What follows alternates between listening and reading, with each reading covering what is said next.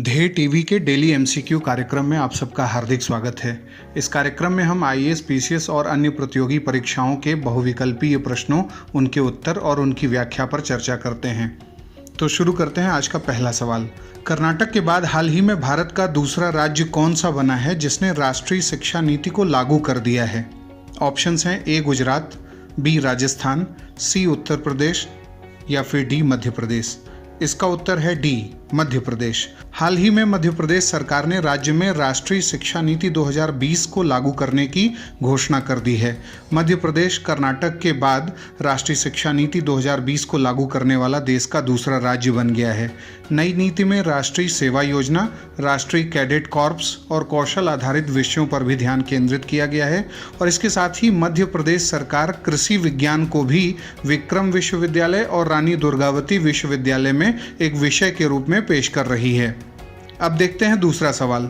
डिपोर बील वन्यजीव अभयारण्य, जिसे हाल ही में भारत के पर्यावरण मंत्रालय ने इको सेंसिटिव जोन घोषित किया है, भारत के किस राज्य में स्थित है? ऑप्शंस हैं ए मणिपुर, बी त्रिपुरा, सी नागालैंड या फिर डी असम। इसका उत्तर है डी। असम के डिपोर बील वन्यजीव अभयारण्य को हाल ही में भारत सरकार के पर्यावरण मंत्रालय ने इको सेंसिटिव जोन का दर्जा देने वाला नोटिफिकेशन जारी कर दिया है। डिपोर बील असम राज्य का एकमात्र रामसर साइट और आईबीए यानी महत्वपूर्ण पक्षी क्षेत्र है, इंपॉर्टेंट बर्ड एरिया है, जो टैग बर्ड लाइफ इंटरनेशनल के द्वारा दिया जाता है। यह एक आर्द्रभूमि स्थल के रूप में बड़े स्तर पर वन्यजीवों को सुरक्षा देता है। यह असम का सबसे बड़ा फ्रेश वाटर लेक है। चूंकि यह वन्यजीव अभयारण्य तेज गति से विकास कर रहे गुवाहाटी के दक्षिण पश्चिम हिस्से में स्थित है, इसलिए वन्यजीवों की सुरक्षा के लिहाज से इसे ESZ टैग देना जरूरी भी था। अब बात करते हैं तीसरे सवाल की। चकमा और हाजोंग लोगों को किस उत्तर पूर्वी भारतीय राज्य में नागरिकता देने की मांग हाल ही में की गई है? ऑप्शंस हैं ए सिक्किम, बी अरुणाचल प्रदेश, सी नागालैंड या फिर डी असम। इसका उत्तर है बी। हाल ही में चकमा नेशनल काउंसिल ऑफ इंडिया ने केंद्र सरकार को सुप्रीम कोर्ट के 2 आदेशों का अनुपालन करते हुए चकमा और हाजोंग लोगों को अरुणाचल प्रदेश में नागरिकता देने की मांग की है। 6 दशकों से अधिक समय से अरुणाचल प्रदेश में रहने वाले चकमा और हाजोंग लोगों की संख्या राज्य में 60,000 से अधिक है। पूर्वी पाकिस्तान से विस्थापित हुए बौद्ध चकमा और हिंदू हाजोंग को भारत सरकार ने अरुणाचल प्रदेश में 1964 से 1969 के मध्य बसाया था। वहीं भारत के सर्वोच्च न्यायालय ने वर्ष 1996 और 2015 में दिए गए अपने आदेशों में कहा था कि चकमा और हाजोंग को अरुणाचल प्रदेश के निवासी के रूप में भारतीय नागरिकता दी जानी चाहिए। अब बात करते हैं चौथे सवाल की। गोल गुंबज के संबंध में कौन सा कथन असत्य है? ए, इसे दक्षिण के ताज के रूप में भी देखा जाता है। बी, यह कर्नाटक के विजयपुरा स्थित मोहम्मद आदिल शाह का मकबरा है। सी, इसका हेमिस्फेरिकल डोम दुनिया के सबसे बड़े स्वतंत्र रूप से खड़ी संरचनाओं यानी फ्री स्टैंडिंग स्ट्रक्चर्स में से एक है। डी, गोल गुंबद भारत का और साथ ही विश्व का सबसे बड़ा गुंबद है। इसका उत्तर है डी।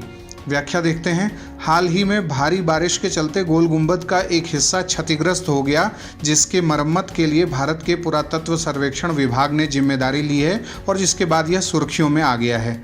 गोल गुंबद भारत का सबसे बड़ा और विश्व का दूसरा सबसे बड़ा गुंबद है। इस विशाल गुंबद का व्यास 44 मीटर और ऊंचाई 51 मीटर है। इसके निर्माण में 30 वर्ष लगे थे। दरअसल यह एक मकबरे का गुंबद है जिसके मुख्य हाल के भीतर चारों ओर सीढ़ियों से घिरा हुआ एक चौकोर चबूतरा बना हुआ है।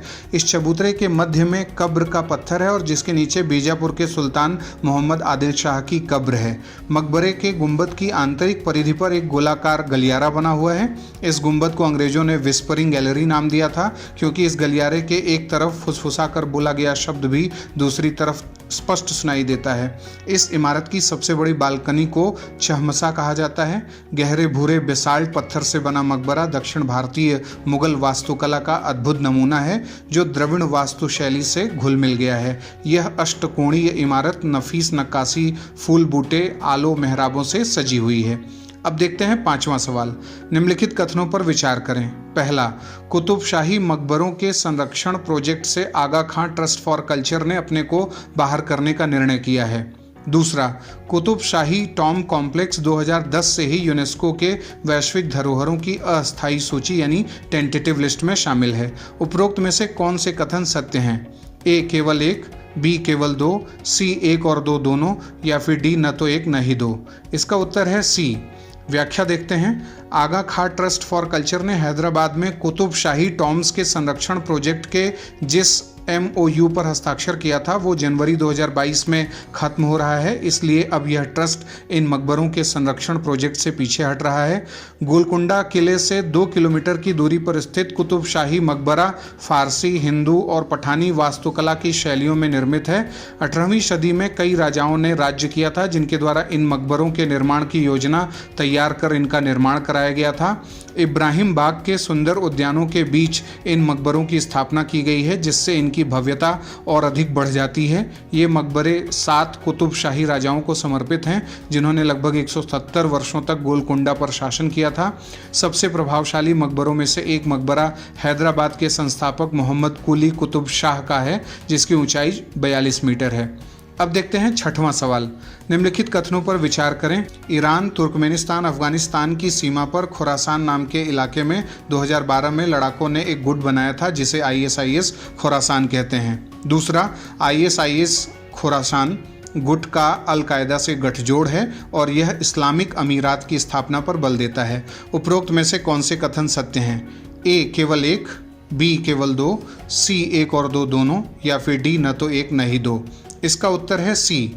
व्याख्या की बात करते हैं। काबुल एयरपोर्ट पर गुरुवार को हुए आत्मघाती हमलों का मुख्य संदिग्ध अफगानिस्तान में इस्लामिक स्टेट से संबंधित आतंकी संगठन है जिसे इस्लामिक स्टेट खुरासान के नाम से जाना जाता है। हाल के महीनों में ISIS खुरासान से जुड़े हमलों की तीव्रता से कई लोग चिंतित हैं। ISIS खुरासान की स्थापना 6 साल पहले हुई थी। सत्ता और प्रभुत्व की लड़ाई में तालिबान को ये गुट अपना दुश्मन मानता है। ईरान, तुर्कमेनिस्तान, अफगानिस्तान की सीमा पर खुरासान नाम के इलाके में 2012 में लड़ाकों ने एक गुट बनाया था। 2014 में इस गुट का ISIS के प्रति झुकाव हुआ और वो इस्लामिक स्टेट की मुहिम में शामिल हो गए। ISIS के करीब 20 मॉड्यूल हैं जिसमें सबसे खतरनाक ISIS खुरासान गुट है। दक्षिण एशिया में खुरासान का नेटवर्क सबसे ज़्यादा मजबूत है। ISIS का खुरासान मॉड्यूल इस वक्त सबसे ज़्यादा सक्रिय है। अब देखते हैं 7वें सवाल को। निम्नलिखित कथनों पर विचार करें। पहला, अफगान संकट के समय पर भारत का पहला विदेशी एयरबेस गिसार मिलिट्री एरोड्रम फंसे भारतीयों को निकालने का अहम जरिया बना। दूसरा, गिसार मिलिट्री एरोड्रम को भारत और उज्बेकिस्तान मिलकर चला रहे हैं। उपरोक्त में से कौन से कथन सत्य हैं? ए केवल एक, बी केवल दो, सी एक और दो दोनों, या फिर डी न तो एक न ही दो। इसका उत्तर है ए। काबुल धमाकों के बाद से अफगानिस्तान से लोगों को निकालने के लिए भारत का पहला विदेशी सैन्य बेस काफ़ी महत्वपूर्ण रहा। बता दें कि अफगानिस्तान संकट के समय पर भारत का पहला विदेशी एयरबेस गिसार मिलिट्री एरोड्रम फंसे भारतीयों को निकालने का अहम जरिया बना। दरअसल गिसार मिलिट्री एरोड्रम को भारत और ताजिकिस्तान मिलकर चला रहे हैं, न कि उज्बेकिस्तान। भारत का पहला विदेशी सैन्य बेस ताजिकिस्तान की राजधानी दुशांबे के पश्चिम में स्थित है। प्राप्त जानकारी के मुताबिक लगभग 2 दशकों से भारत और ताजिकिस्तान मिलकर इस सैन्य बेस को चला रहे हैं और विदेश मंत्रालय की मदद से यह सैन्य बेस बना था। गिसार मिलिट्री एरोड्रम की स्थापना में राष्ट्रीय सुरक्षा सलाहकार अजीत डोभाल और पूर्व वायुसेना प्रमुख BS धनोआ की मुख्य भूमिका थी। इस सैन्य बेस को बनाने में जो पैसा खर्च हुआ है उसे भारतीय विदेश मंत्रालय ने वहन किया है। अब देखते हैं 8वां सवाल। निम्नलिखित कथनों पर विचार करें। पहला, भारत के डिफेंस मिनिस्ट्री ने हाल ही में महिंद्रा डिफेंस सिस्टम लिमिटेड के साथ 1349.95 करोड़ रुपए की लागत से 14 integrated anti submarine warfare defence suit की खरीद के लिए एक करार किया है।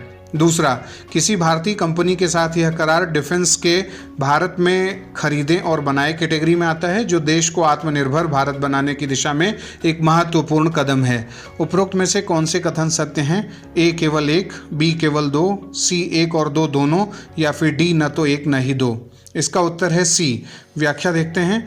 हाल ही में महिंद्रा एंड महिंद्रा लिमिटेड ने बताया है कि उनके ग्रुप की कंपनी को भारत सरकार से भारतीय नौसेना के लिए मॉडर्न वॉरशिप बनाने के लिए 1349.95 करोड़ रुपए का कॉन्ट्रैक्ट मिला है। भारतीय रक्षा मंत्रालय ने भारतीय कंपनियों से प्रतिस्पर्धा बोलियों को खुली निविदा के माध्यम से मंगाया था, जिसमें सिस्टम की क्षमता को साबित करने के लिए समुद्र में डिटेल्ड ट्रायल्स भी रखने थे। महिंद्रा डिफेंस देश की नौसेना को 14 IADS सिस्टम वाले युद्धपोतों की सप्लाई करेगा। अब बात करते हैं 9वें सवाल की। हाल ही में जिस राज्य के मुख्यमंत्री द्वारा राज्य में शिशुओं के लिए न्यूमोकोकल कॉन्जुगेट वैक्सीन टीकाकरण अभियान शुरू किया गया है वह है A Andhra Pradesh, B Tamil Nadu, C Kerala या फिर D महाराष्ट्र। इसका उत्तर है A। व्याख्या देखते हैं। न्यूमोकोकल कॉन्जुगेट वैक्सीन न्यूमोकोकल रोग से सुरक्षा प्रदान करती है, जो बच्चों और वयस्कों दोनों को न्यूमोकोकल रोग से बचा सकती है। हाल ही में आंध्र प्रदेश के मुख्यमंत्री द्वारा राज्य में शिशुओं के लिए न्यूमोकोकल कॉन्जुगेट वैक्सीन टीकाकरण अभियान शुरू किया गया है। इससे पहले दिसंबर 2020 में भारत की पहली विकसित स्वदेशी न्यूमोकोकल कॉन्जुगेट वैक्सीन न्यूमोसिल को भी लॉन्च किया गया था। यह वैक्सीन न्यूमोकोकिकुल के कई जीवाणुओं के मिश्रण से तैयार की गई है, जिन्हें निमोनिया का कारण माना जाता है, इसलिए वैक्सीन के नाम में कॉन्जुगेट शामिल है। अब बारी है 10वें और अंतिम सवाल की। प्रति वर्ग मील में सबसे अधिक CCTV कैमरे लगाने के मामले में कौन सा शहर दुनिया में प्रथम स्थान पर पहुंच गया है? A Delhi, B Patna, C Bengaluru या फिर D लखनऊ। इसका उत्तर है A। व्याख्या देखते हैं। प्रति वर्ग मील में सबसे अधिक CCTV कैमरे लगाने के मामले में दिल्ली दुनिया का पहला शहर बन गया है। दिल्ली में प्रति वर्ग मील 1826 CCTV लगाए गए हैं, जो चेन्नई से 3 और मुंबई से 11 गुना अधिक हैं। इस उपलब्धि पर मुख्यमंत्री अरविंद केजरीवाल ने कहा कि प्रति वर्ग मील में लगाए गए CCTV के मामले में दिल्ली दुनिया भर के 150 शहरों में पहले स्थान पर है। महिला सुरक्षा को मजबूती देने के लिए प्रतिबद्ध दिल्ली सरकार ने अब तक 2.75 लाख CCTV लगाए हैं। तो ये था आज का हमारा डेली MCQ कार्यक्रम। अगले कार्यक्रम के साथ पुनः हाजिर होंगे। तब तक के लिए नमस्कार।